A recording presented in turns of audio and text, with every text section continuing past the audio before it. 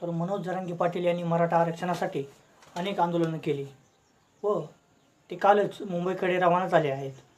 तर या मराठा समाजाच्या आरक्षणासाठी व मनोज जरांगेच्या पाठिंब्यासाठी किती मराठा समाजाचे आमदार त्यांना पाठिंबा दिला हे आपण आजच्या व्हिडिओमधून पाहणार आहोत.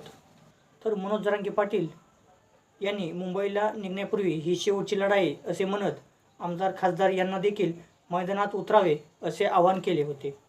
समाज सगळं बघतोय, श्रीमंत गरीब मराठ्यांनी शेवटच्या लढ्यासाठी एकत्र यावं असं देखील ते म्हणाले होते.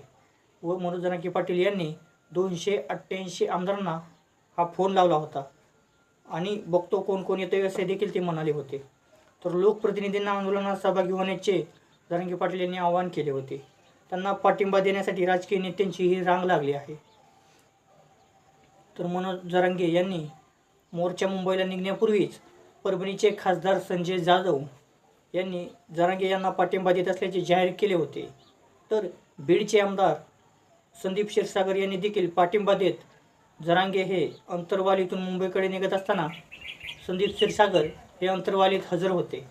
म्हणजे संदीप क्षीरसागर यांचा फुल पाठिंबा होता. त्यानंतर खासदार सोनवणे यांनी सुद्धा पाठिंबा दिला होता. मनोज जरांगे पाटील यांच्या आंदोलनाला बजरंग सोनवणे यांनी पाठिंबा दिला होता व मुंबईला निघण्याआधी जरांगे यांनी बीडमधील बालाघाट मांजरसुंबा येथे ही सभा घेतली होती. त्या सभेला बजरंग सोनवणे उपस्थित होते व त्यानंतर गेवराचे आमदार हे विजय पंडित यांनी देखील त्यांना पाठिंबा दिला होता व त्यांनी आंदोलनाच्या आधी 7-8 दिवस पाठिंबा दिला होता. व जरांगे पाटील मुंबईला निघण्याआधीच चलो मुंबईचे बॅनर सोशल मीडियावर शेअर करत विजय पंडित यांनी पाठिंबा दिला होता. तर माजलगावचे आमदार प्रकाश सोळंके यांनी देखील पाठिंबा देत आंदोलनात सहभागी होऊन असल्याचे सांगितले होते. त्यानंतर धाराशिवचे खासदार ओमराजे निंबाळकर यांनी सोशल मीडियावर पोस्ट शेअर करत सरकारने मनोजदादांना दिलेला शब्द तातडीने पाळावा व मनोज जरांगे पाटील यांची मागणी पूर्ण करावी असंही खासदार ओमराजे निंबाळकर यांनी सरकारला सांगितले होते. तसेच मराठा समाजाच्या हक्कासाठी मनोज जरांगे पाटील यांच्या नेतृत्वाखाली आझाद मैदानी ते आंदोलन सुरू होणार आहे असे म्हटले आहे. तर गरजवंत मराठ्यांच्या लढ्यासाठी मी येतोय, तुम्ही पण या असे आवाहन मनोज जरांगे पाटील यांनी केले होते. तर आमदार कैलास पाटील यांनी देखील आंदोलनात सहभागी होण्यासाठी सांगितले होते व त्यांनी मनोज जरांगे पाटील यांना जाहीर पाठिंबा दिला होता. तर काँग्रेस नेत्यांचाही काही पाठिंबा आहे. तर काँग्रेसमधील नेत्यांनी देखील मनोज जरांगे पाटील यांच्या आंदोलनाला पाठिंबा दिला आहे.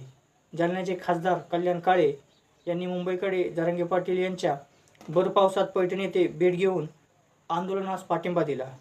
तसेच समाजाच्या हक्कासाठी चाललेल्या या संघर्षात आम्ही सदैव मनोजदादा संघ आहोत असेही ते म्हटले होते. तसेच काँग्रेसचे तालुका तसेच जिल्हास्तरीय नेते देखील या आंदोलनात सहभागी होते.